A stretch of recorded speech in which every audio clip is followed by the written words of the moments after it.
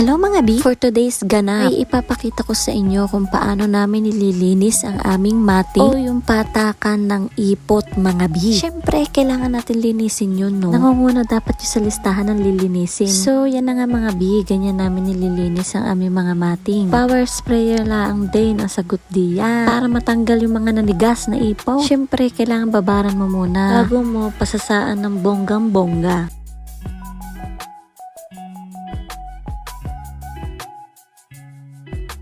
Pagkatapos namin linisan, ay ibinibilad namin ito sa arawan.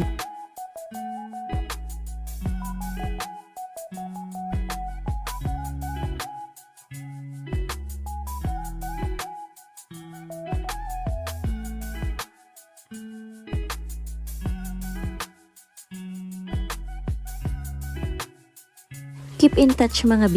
Share nyo naman ang ating videos at i-follow nyo na rin ako mga B. Ang next naman natin is paano namin ikinakabit ang nipple drinkers. Kita kits mga B. Bye!